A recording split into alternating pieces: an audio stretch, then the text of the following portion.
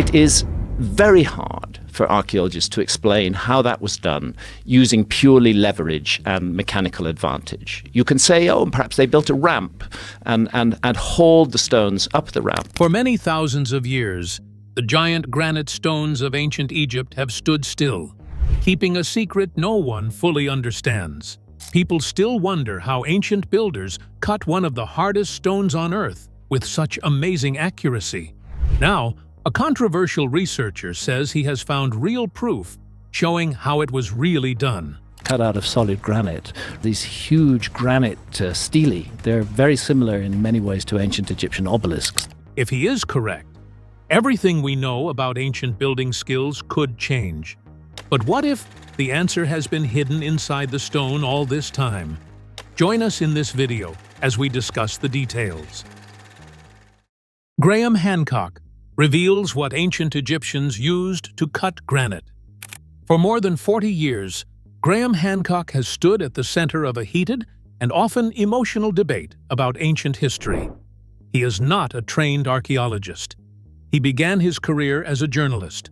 Over time, he turned his attention to the distant past, especially to ancient Egypt. He asked questions that many experts felt were already settled. He challenged explanations that had been accepted for over a century. Because of this, he gained both a large public audience and strong academic criticism. His books, including Fingerprints of the Gods and Magicians of the Gods, sold widely around the world. Many readers found his ideas bold and exciting. Many scholars, however, described them as speculative and not fully supported by evidence. Still, Hancock did not step away from the debate. He continued to travel, to investigate, and to look closely at ancient structures with a simple but persistent question in mind. How were they really built? One issue that continued to trouble him was granite. Granite is not a soft stone. It is not like limestone, which can be shaped more easily. Granite is hard. On the Mohs hardness scale, it measures between 6 and 7. Inside granite are crystals of quartz, feldspar, and mica. Quartz alone measures 7 on that scale. This means granite resists cutting, scraping, and shaping. Even today, modern builders use strong power tools and diamond-tipped blades to cut it. And even with that equipment, the work is slow and demanding. Yet in ancient Egypt, granite was used in important places. Inside the king's chamber of the Great Pyramid of Giza, huge granite blocks form the walls and ceiling. Some of these blocks weigh more than 70 tons. In the Valley Temple at Giza, massive granite stones are fitted together so closely that the joints appear nearly seamless. In museums, granite statues carved from single blocks show fine details and smooth surfaces. Drill cores taken from granite blocks show spiral grooves running down their length, suggesting steady and controlled drilling. For many observers, these features raise questions. The surfaces appear very flat, even across wide areas. The drill holes appear round and consistent. The cuts appear straight and clean. These qualities seem difficult to match with very basic tools. The long-standing explanation from mainstream Egyptology has remained steady. According to this view, ancient Egyptians used copper saws and copper tubular drills. They added sand as an abrasive material. The sand, harder than copper, would grind against the granite while the copper tool held it in place. For shaping, workers used dolerite pounding stones to slowly break down the surface. Over time, with patience and skilled hands, they could shape granite. This explanation sounds reasonable at first, but critics have pointed out weaknesses. Copper is soft. On the Mohs scale, it measures around 2.5 to 3. Granite, with quartz inside, measures 7. When a softer material is used against a harder one, the softer one wears away quickly. Experiments have been done using copper tools and sand on granite. These tests show progress, but it is slow. The copper wears down fast. The cuts are rough. The surfaces are uneven.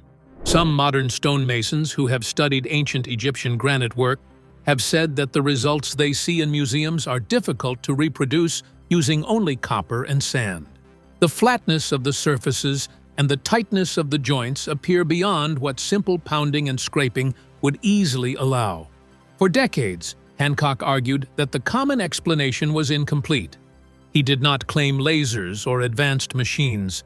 He did not argue that the ancient Egyptians used science fiction tools. Instead, he suggested that something about their knowledge of materials had been underestimated. He believed they might have understood stone and minerals in ways that modern scholars had not fully recognized. This idea was not welcomed by many academics. They argued that ancient techniques were already well understood. They said that patience, time, and skill could explain the results. They pointed out that large workforces could produce impressive results even with simple tools. For many years, the debate remained in place. Critics dismissed Hancock's ideas. Supporters continued to question official explanations. Then, a new approach emerged. Instead of arguing from appearance alone, attention turned to microscopic evidence. Modern tools allow scientists to look at stone surfaces at very high magnification. Tiny scratches, particles, and chemical traces can be identified. These details cannot be seen with the naked eye. They offer a different way to examine the problem. It was this shift, from visual observation to microscopic analysis, that changed the direction of the discussion. If copper and sand alone cannot fully explain the speed, then what hidden material or forgotten technique might have made such remarkable craftsmanship possible? Let's find out. Corundum, experiments, and a new understanding. In the early 20s, Graham Hancock began working with a material scientist. The scientist specialized in tribology, the study of friction, wear, and how materials interact when they rub against each other. He had no strong position in the debate about ancient Egypt. He approached the issue as a technical problem. How do you cut very hard stone efficiently using limited tools? Together, they arranged to examine ancient granite surfaces using advanced scientific instruments. Scanning electron microscopes and energy-dispersive X-ray spectroscopy allowed them to study the stone at microscopic levels. These tools could detect tiny embedded particles and identify their chemical composition. What they reportedly found was unexpected. Within the cut surfaces of the granite, they identified traces of corundum. Corundum is aluminum oxide. On the Mohs hardness scale, it measures 9. Only diamond is harder among naturally occurring minerals. Modern industries use synthetic corundum, often called alumina, as an abrasive for grinding and cutting hard materials. The presence of corundum raised important questions. Large natural deposits of corundum are not found in Egypt. However, ancient Egypt had wide trade networks reaching into regions where corundum sources exist. If corundum was deliberately brought in, this would suggest planning and knowledge. Using corundum as an abrasive is not accidental. It must be ground to specific particle sizes. It must be mixed into a slurry with liquid to create an effective cutting compound. If too thin, the mixture loses power. If too thick, it clogs the cut. Managing such a mixture requires experience and understanding. To test the idea, experiments were organized. Copper tools were used on granite blocks under controlled conditions. 3 different abrasive materials were compared. First, sand alone. Second, quartz powder. Third, a mixture of quartz and corundum in slurry form. The results showed clear differences. With sand, cutting was slow, around half a millimeter per hour. Copper tools wore down quickly. The cut surface was rough. With quartz powder, performance improved slightly, but still remained slow and demanding. When corundum was added, the change was dramatic. Cutting speeds increased to about 3 millimeters per hour. Tool wear decreased. Surfaces appeared smoother. Drill cores produced spiral grooves similar to those seen in ancient samples. Participants in the experiment noted that technique mattered. The slurry had to be refreshed. The motion had to remain steady. Heat had to be managed. This was not simple brute force work. It required skill and practice. But it was possible, and it matched physical evidence seen in ancient granite artifacts. When these findings were presented at a scientific conference, Focused on material science, the reaction was largely positive. Engineers and scientists found the testing methods sound. The conclusions followed logically from the data. Within archaeology, responses were more cautious. Some scholars considered the idea plausible and worthy of more study. Others questioned whether enough corundum could have been imported. Some asked whether contamination might explain the traces. A number of critics remained skeptical because of Hancock's broader controversial reputation. Still, the central technical claim stood on its own. If corundum was indeed used as an abrasive, it would mean that ancient Egyptian craftsmen possessed advanced knowledge of mineral properties. They would have understood which stones cut other stones most effectively. They would have developed trade networks to secure needed materials. They would have refined recipes for abrasive mixtures. This does not suggest lost machines or futuristic technology. It suggests careful observation, experimentation over generations, and practical science. It suggests that ancient builders may have achieved precision not through mystery, but through patient refinement of materials and technique. The broader implication is simple but powerful. Modern people often assume that ancient societies were limited in knowledge because they lacked electricity or digital tools. Yet intelligence, curiosity, and the ability to experiment existed then just as they do now. Given time and motivation, craftsmen can discover effective solutions. The Corundum Hypothesis does not settle every debate about ancient Egypt.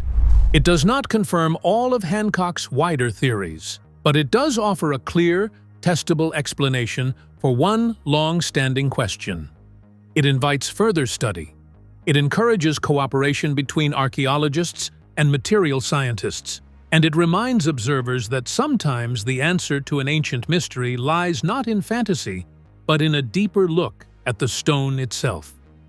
What can the massive granite boxes and precision stonework already discovered tell us about how ancient Egyptians built such incredible structures? Let's delve deeper. Massive granite works and the question of precision. Deep beneath the sands at Saqqara sit 24 enormous granite boxes. These stone containers are located in underground tunnels, often connected with the Serapeum complex. Each box is said to weigh between 70 and 100 tons. To understand that weight, it helps to imagine several modern trucks combined into one single block of stone. These boxes were carved from single pieces of granite and then moved across long distances before being lowered into tight underground chambers. Granite is not a soft material. It is extremely hard and filled with tough crystals such as quartz. Cutting and shaping it is slow and demanding even with modern tools. Yet the granite boxes at Saqqara are described as having sharp corners that form clean right angles. Their surfaces appear flat and smooth. The inside walls are said to be carefully leveled. Some investigators who have measured these surfaces report that the margins of error are very small. In simple terms, the stone seems to have been shaped with careful control. The scale of the project adds another layer of difficulty. Moving blocks that heavy through narrow passages would require planning, organization, and careful handling. Lowering them into underground chambers without breaking corners or damaging walls would require precision. These details lead many observers to ask how such work was done using the tools traditionally believed to have been available at the time. In the late 19th century, British Egyptologist William Flinders Petrie studied drill cores taken from granite. These cores were left behind after holes were bored into stone. When he examined them closely, he saw spiral grooves running along their length. The grooves were evenly spaced and consistent. Petrie calculated the rate at which the drill would have advanced during each turn. His estimate suggested a steady and surprisingly efficient cutting motion. This observation did not automatically prove advanced machinery. However, it did raise technical questions. A steady spiral pattern suggests regular motion rather than random scraping. The detail of the grooves implies careful control of pressure and rotation. Even today, creating consistent drilling patterns in hard stone requires stable force and good alignment. Another major point concerns the discovery of over 40,000 stone vessels from early Egyptian history. Many of these vessels were carved from extremely hard materials such as granite, diorite, basalt, and quartz. Some of them have thin walls, only a few millimeters thick. Others have narrow neck openings, but hollow interiors. Shaping the inside of a stone container through a small opening is not simple. It requires patience and skill. Modern scanning technology has shown that some of these vessels are highly symmetrical. Their curves match evenly from one side to the other. Their bases sit flat, the rims are balanced. Attempts to reproduce similar vessels using reconstructed ancient tools have faced difficulty in matching the same level of thinness and symmetry. While not impossible, the process appears slow and demanding. Manufacturing engineer Christopher Dunn later examined granite surfaces at the Serapeum using precision measuring devices. He reported that certain interior walls of the granite boxes were very flat, and that opposite faces were parallel. He also described seeing tool marks that suggested steady mechanical action. His findings added an engineering perspective to the discussion. In addition to large stone boxes and vessels, statues from temple sites such as Luxor show strong facial symmetry. Drill holes found in granite blocks appear round and consistent in width. Some measurements suggest that the deviations from perfect form are extremely small. Supporters of the advanced method view argue that such results indicate careful and controlled shaping processes. At the center of this discussion stands writer Graham Hancock. He has proposed that certain forms of knowledge may have been inherited from a much older culture. According to this idea, technical understanding might have existed before the rise of dynastic Egypt. This suggestion remains controversial. Most archaeologists reject the idea of a lost advanced civilization influencing Egyptian construction. They argue that skills improved gradually through experience, experimentation, and organized labor. Another observation sometimes mentioned is that the Great Pyramid of Giza is often regarded as the most precisely built pyramid. Later pyramids appear smaller and in some cases less refined. Some see this as a possible sign of declining technical skill. Others argue that political and economic changes better explain the differences. Together, these examples form a pattern of questions about precision, scale, and technique. They do not provide final answers. Instead, they highlight areas where interpretation differs between engineers and archaeologists. What secrets might still be hidden beneath the sands and inside sealed ancient chambers? Keep watching for more details. Hidden spaces, open questions, and ongoing debate. Beyond the carved stone and measured surfaces lies another area of interest: hidden structures and unexplored spaces. In 1993, engineer Rudolf Gantenbrink guided a small robotic device into one of the narrow shafts of the Great Pyramid. The robot discovered a small stone door fitted with copper handles. The find drew attention because it suggested that deeper chambers might exist beyond the visible corridors. Exploration did not immediately continue beyond that point. Years later, in 2017, researchers using muon scanning technology identified a large internal void inside the Great Pyramid. The results were published in the scientific journal Nature. Muon scanning works by tracking tiny cosmic particles that pass through stone. By measuring how these particles move, scientists can detect empty spaces hidden within large structures. The discovery confirmed that a significant hollow area exists within the pyramid. However, its purpose remains unknown. It has not yet been physically entered. The absence of direct exploration leaves room for speculation. Some see this as an exciting opportunity for future study. Others view it as a normal step in slow and careful archaeological research. Alongside structural mysteries are alternative explanations for granite shaping. Some proposals involve the use of sound vibrations to reduce friction. Others suggest chemical methods that might soften stone. Another idea considers mineral compounds such as natron playing a role in surface treatment. At present, These ideas remain unproven. They have not been widely confirmed through repeated scientific testing. As the debate continues, several central questions remain open. How were granite blocks weighing dozens of tons lifted into high chambers? How were massive boxes transported through underground tunnels without damaging surrounding walls? How were thousands of stone vessels shaped so consistently? These questions are practical rather than dramatic. They focus on methods rather than legends. Engineers often approach these problems by measuring surfaces and comparing them to modern manufacturing standards. Archaeologists tend to focus on cultural context, labor systems, and historical records. The difference in perspective can lead to disagreement. One side emphasizes physical tolerances and technical limits. The other side emphasizes historical development and social organization. The central claim made by those who question traditional explanations is straightforward. They argue that the physical evidence suggests a higher level of technical control than is commonly described. They believe that copper tools and simple abrasives may not fully explain the results seen in granite artifacts. Mainstream scholars respond that ancient craftsmen had time, labor, and skill. They argue that simple tools, when used patiently and in large numbers, can achieve impressive outcomes. They point to unfinished quarries and partially completed artifacts as evidence of gradual methods at work. The discussion does not end with a clear winner. Instead, it remains open. Each new measurement, each new scan, and each new experiment adds more information. The hidden void inside the Great Pyramid still waits for deeper study. The granite boxes still sit underground, heavy and silent.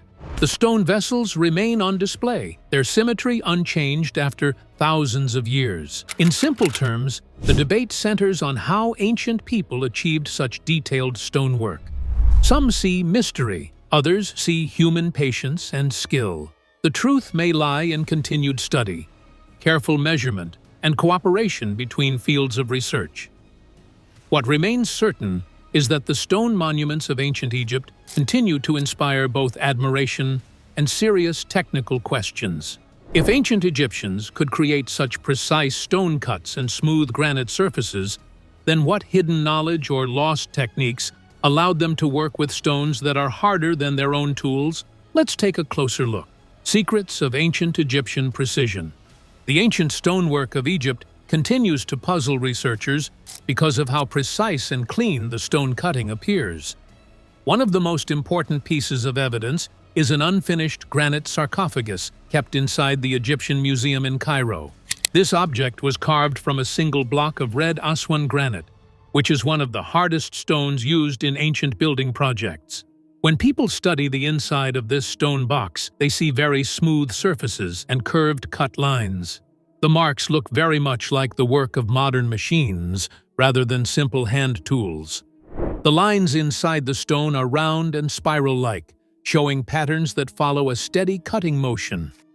According to traditional history, ancient workers made these objects more than 4,000 years ago using copper tools, wooden hammers, and sand mixed with water as an abrasive cutting material. However, this creates a problem because copper is much softer than granite. Experiments trying to copy the old methods show that cutting granite this way is extremely slow.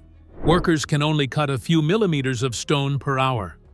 If this method was used to shape large stone boxes, it would have taken months of non-stop work just to finish one object. The smooth curves inside the sarcophagus suggest that someone controlled cutting speed and pressure very carefully, something that is hard to do with simple hand tools. Another important location for evidence is the Aswan Granite Quarry. This quarry supplied most of the granite used for temples, statues, and monuments across ancient Egypt. The most famous object found there is the unfinished obelisk. This huge stone monument was believed to have been ordered during the rule of Queen Hatshepsut. If completed, it would have been about 42 meters tall and would have weighed around 1,200 tons. The project was abandoned because the stone cracked during construction. Since the obelisk was never removed from the ground, It provides a clear look at how ancient workers shaped stone. The quarry walls around the obelisk show long, smooth groove marks. These marks are very straight and controlled. Traditional archaeology says these marks were made using heavy round stones called pounding balls. Workers would hit the granite repeatedly to slowly chip away at the stone surface.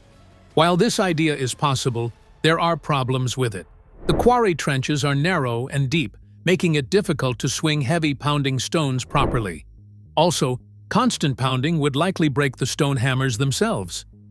The grooves sometimes curve under stone surfaces, forming undercuts that are very difficult to make using hand-pounding methods. Some stones show perfect right-angle corners and symmetrical internal structures.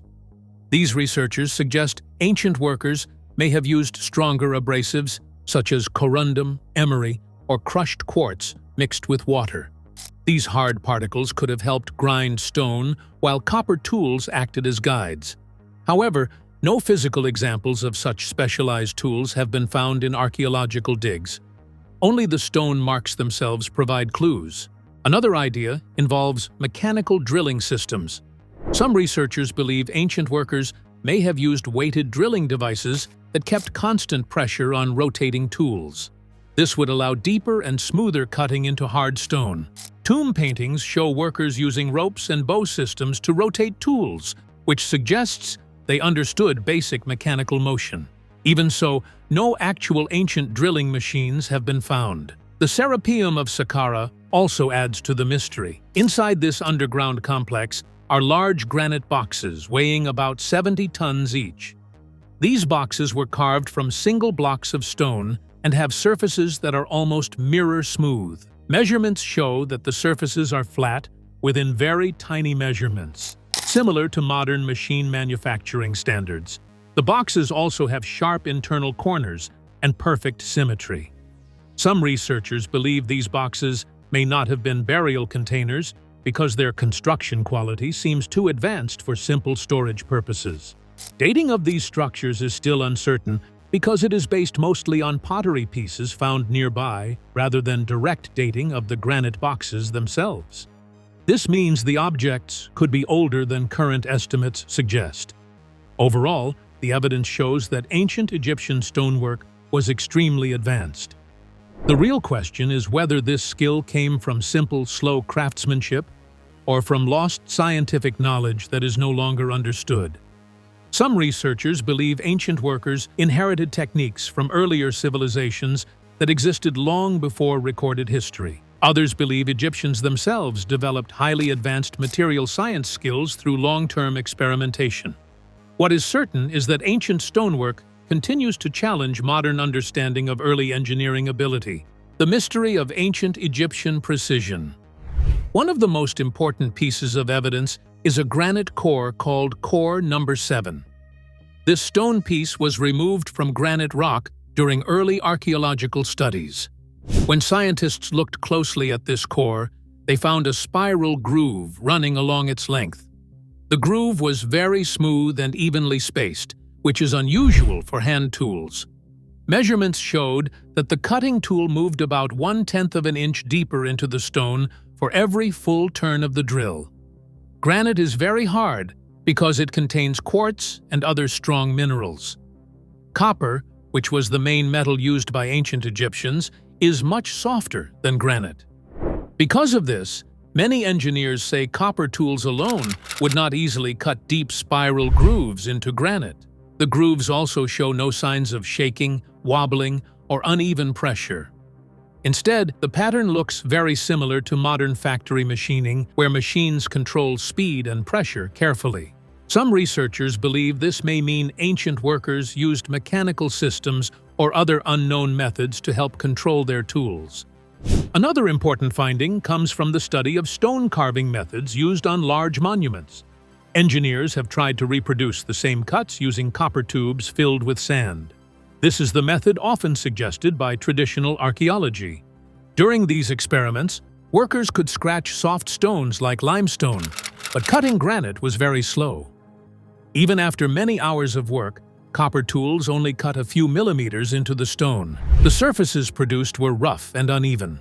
They did not look like the smooth, polished surfaces seen on ancient stone artifacts. Scientists also tried stronger abrasives such as crushed quartz and corundum mixed with water. These materials helped a little, but they still could not match the deep spiral grooves found on ancient stone pieces. Because of this, some engineers think ancient workers may have used stronger tools or better control systems than simple hand grinding.